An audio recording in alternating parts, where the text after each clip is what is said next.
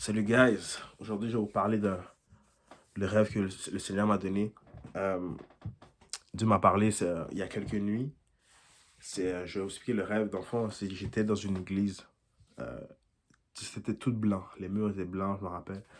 Je me rappelle c'est que je sais pas si vous avez connu les longs bancs de l'église, les longs bancs qui quand il y a comme 8 personnes qui peuvent s'asseoir dans le même banc. J'étais dans une église comme ça, mais c'était pas mon église à moi. Mais j'étais dans cette église-là. Mais j'étais accompagné de mes frères et sœurs de ma vraie église. Comme il y avait mes leaders, il y avait mes frères et sœurs de l'église qui étaient là devant moi. Mais moi, j'étais dans le banc derrière, j'étais dans le dernier banc, puis c'était comme deux, trois bancs à côté de moi, devant moi, je veux dire. Puis moi, dans le rêve, j'étais littéralement comme, je sais pas comment expliquer ça, mais j'étais comme ça, sur le banc. Puis mes jambes étaient allongées, j'étais comme carrément couché dans le service, comme ça. Puis là, mes frères devant et ça, c'était debout, en train de prier et tout. Ils étaient en train de prier. Puis là, je me rappelle, mon leader de mon église, le leader de l'église, euh, il priait à haute voix, j'entendais leur prière, mais à un moment donné, il a dit, il a chuchoté, il a dit, il faut prier pour Stanley. Et moi, j'ai entendu, mais j'étais d'accord comme ça, you know. Puis là, à un moment donné, tout le monde prie à haute voix, tout le monde est rempli du Saint-Esprit, on va prier, prier, prier. Puis là, il répète avec une voix plus forte, il faut prier pour Stanley. Mais il est vraiment en prière. Puis là, le moment qu'il a dit ça la deuxième fois, tout le monde s'est retourné vers moi. Parce que moi, j'étais derrière, comme ça. Puis là, ils ont tous mis leurs mains comme ça. Ils ont comme ça prié pour Stanley. Et après, pour moi, ils priaient, priaient, priaient. Puis à un moment donné, il y a une de mes sœurs de l'église qui a dit, avec autorité, elle m'a dit, lève-toi. Puis là, j'étais comme, oh. Là, j'étais comme, moi, j'étais dans mon confort. Là, j'étais comme, oh, regarde, ok. Et je me suis levé, puis là, par respect, donc, tu dois te lever, qu'on prie pour toi. Puis là, non, là, je me suis réveillé. Boum! Je me suis réveillé. Après ça. Mais qu'est-ce que j'ai compris de ce rêve-là, c'est que, ben d'abord, qu'est-ce que je veux dire, c'est que, surtout pour les chrétiens, euh, c'est pas juste le péché qui nous éloigne de Dieu. Ok, ça c'est très important à savoir. Le péché nous éloigne de Dieu, that's for sure. Mais c'est pas juste ça. Des fois, c'est nos priorités. You know? Ces temps-ci, je vais pas vous mentir, j'ai focus sur plusieurs affaires, plusieurs trucs en même temps. Ça m'a éloigné, ça a eu un impact sur mon feu en moi, le Saint-Esprit en moi. Normalement, quand je prie, mais c'est fluide. Je prie pour ma famille, je prie pour mes gens, je prie pour les gens autour de moi. C'est fluide, c'est fluide, c'est fluide.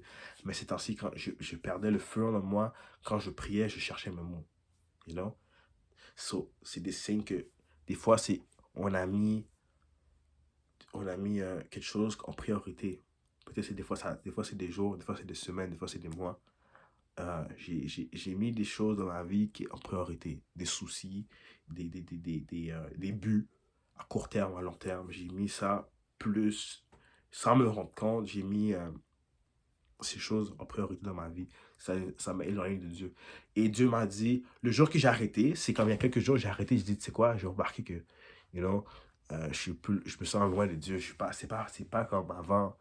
J'ai moins le feu, je parle moins de Dieu, je suis moins de temps en prière, je lis moins ma Bible, je médite moins. Puis là, j'ai remarqué, j'ai dit, oh, something wrong with me. Et j'étais comme, ok, qu'est-ce, pourquoi? Mais dans mon cœur, je savais c'était pourquoi, mais je négligeais. J'étais comme, dans 2, 3 jours, je vais arrêter, dans 2, 3 jours, I'm coming back, I'm coming back, I'm coming back. Puis à un moment donné, la dernière journée, j'ai dit non. Ok, j'ai arrêté de faire ces choses-là. Puis le jour que j'ai arrêté de faire ces choses-là, c'est là que j'ai eu le rêve. Que je vous ai dit, j'étais couché dans l'église comme ça.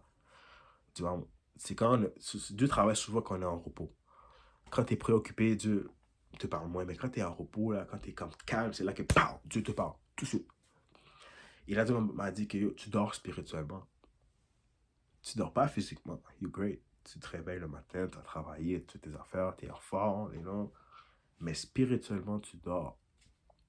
Et ça, c'est un gros problème pour nous les chrétiens. Quand on dort spirituellement, c'est un problème. Mais c'est des choses qui arrivent. Non? La vie, tu sais, les gens pensent que c'est avec Dieu, tout est beau. Grâce à Dieu, on est béni. Ah, that's for sure. We're good. Ben, on a des problèmes comme tout le monde. On a des soucis. Mais juste la différence avec nous, c'est que on met pas notre force sur nous-mêmes. La différence, on met nos situations, nos problèmes dans les mains de Dieu. On prie constamment, on dit Seigneur, on est dans la foi que tu vas nous sortir de ce problème, de cette telle affaire. On n'est pas tout seul dans ce processus. C'est ça la différence.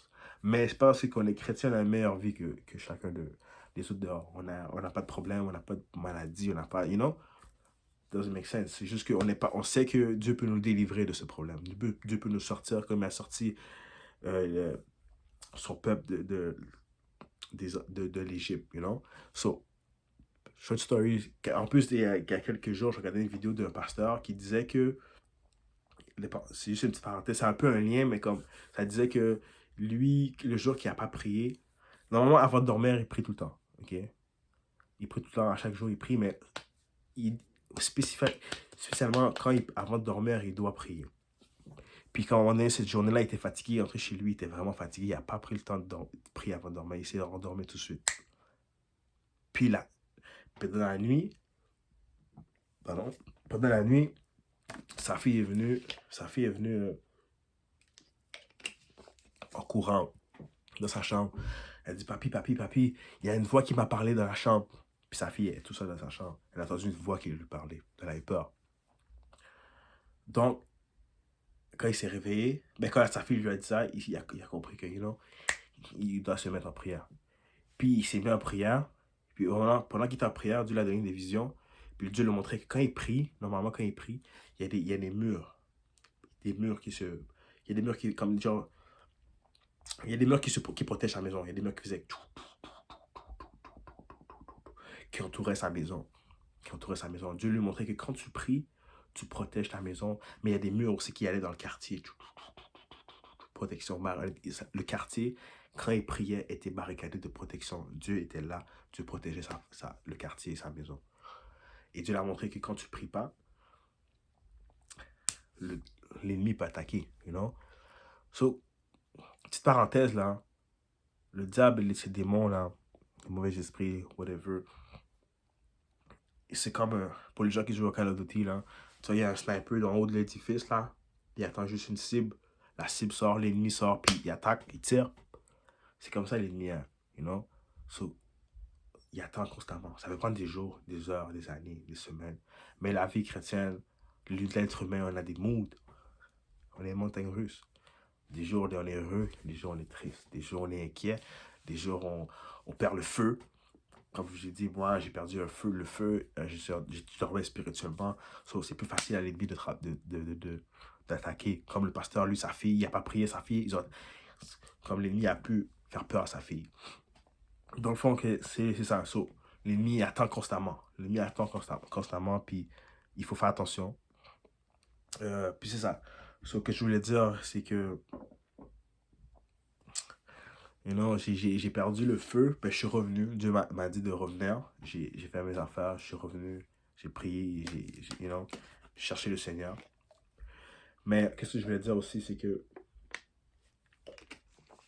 Dieu, quand tu es avec Dieu, il va pas t'abandonner. Il y a des choses qui permettent dans ta vie pour te transformer, pour que tu comprennes l'importance de faire tes affaires, d'avancer avec lui. Le rêve m'a montré que je dormais spirituellement, mais il m'a montré aussi que je devais revenir avec lui, mais il m'a montré deux, qu'il y a des gens qui prient pour moi aussi. J'ai des frères, mes frères et sœurs, là, qui vont peut-être voir ces vidéos-là. Je vous remercie de prier pour moi, C'est que, et c'est ça, Dieu me disait que j'ai perdu mon feu, j'ai perdu mon feu. Bon, qu'est-ce que je veux dire pour conclure, c'est que c'est pas juste le péché qui les éloigne de Dieu, c'est nos préoccupations. Faut faire attention. Faire attention surtout, on a des buts de la vie. Je comprends ça, c'est que on a des buts, on a des visions, on a des projets. Mais des fois, ces choses-là prennent trop de place dans notre vie. Donc, c'est pour ça qu'on s'éloigne de Dieu. Et c'est pas, c'est dangereux, c'est très dangereux. Surtout en tant que chrétien, nous, on focus sur la vie éternelle. So, notre but toujours, constamment, à chaque jour, devrait être viser la vie éternelle, mais pour avoir cette chose, il faut être connecté avec Dieu. Donc, oui, on a nos projets terrestres. Oui, on veut travailler. Oui, on veut de l'argent. Oui, on a nos membres de nos familles. On veut prendre soin. On fait des activités. Mais ça ne va prendre plus de place que Dieu dans notre vie. Et c'est pour ça que Dieu m'a montré que. C'est pour ça que l'Éternel est bon. L'Éternel. Excusez-moi. C'est pour ça que l'Éternel est bon parce que Dieu sait que c'est pas une route facile. Surtout pour nous. Euh, Aller au ciel, c'est tough, là. Tu comprends? Il faut être. Il faut constamment. On a besoin de Dieu à chaque 2 secondes. Ma parole dit nous sommes poussière. Sans lui, nous sommes poussière. Ok? Donc, tu peux rien faire dans la vie sans Dieu. Peu importe que tu penses que tout ce que tu as accompli dans ta vie, tu l'as fait sans Dieu. Moi, je veux te dire quelque chose. Peu importe, peut-être t'as ton projet, ta business, ta famille, you know, they're good without God. Comme tu dis, tu penses, ben moi, je te dis que si Dieu avait enlevé le souffle de vie dans ta vie, s'il y a 2 ans, Dieu t'aurait enlevé le souffle de vie, tu serais morte aujourd'hui, ton projet ne serait pas sur pied aujourd'hui. So, moi, les gens qui disent, oh, j'ai fait ça sans Dieu. Non. Dieu t'a permis. C'est pas la même affaire. Dieu a permis que tu puisses faire ça sans lui. Mais le souffle, la santé, d'abord, que tu as, ça ne vient pas de toi. You know? Il y a des gens qui sont super en shape aujourd'hui. Là. Ils mangent, ils font attention à ce qu'ils mangent. Ils sont super en forme, ils sont toujours au gym. Mais la maladie les a atteints. Boum! Ça a changé leur vie. C'est pas à cause de toi. You know? Le souffle de vie, il y a des gens ce matin, chacun de nous, on a une horloge le matin qui nous réveille. Mais ce n'est pas l'horloge qui nous réveille. C'est Dieu nous permet d'entendre l'horloge. Il y a des gens qui leur alarme, excuse-moi, ont sonné ce matin, mais ils n'ont pas pu se réveiller. So, peu importe que vous dites, yo, j'ai fait ça sans Dieu, c'est pas sans Dieu. Tu penses que c'est sans Dieu. Mais le jour que Dieu prend le souffle de vie, prend le souffle de ta vie, tu ne pourras rien faire. Un être humain ne peut pas respirer, il peut rien faire. Donc, c'est ça. Donc, ce que je voulais dire, c'est ça. So, faut faire attention à qu'est-ce on envisage dans la vie.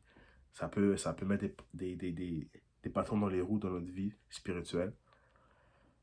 Mais Dieu est fidèle. Dieu nous laisse pas comme ça. Il va parler. Mais c'est à toi de comprendre. Si j'avais pas compris le message aujourd'hui, je serais pas back on track. You know? Il y a beaucoup de gens, on était dessus.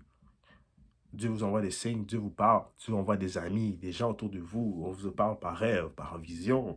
You know, vous tombez sur un verset dans la Bible, ça vous touche. C'est comme, oh, ça c'est pour moi, mais tu ne prends pas en considération. Puis là, tu te dis pourquoi Dieu ne te parle pas. Mais Dieu te parle, ben juste que tu t'es têtu. Donc moi, j'ai compris que, je dois faire attention. Et Dieu a permis ces choses-là pour que, j'apprends de mes erreurs. Donc, c'est ça. So, c'était message pour tout le monde. C'était pour moi aussi, mais, so keep the faith et trust God. Be blessed, guys. Bye.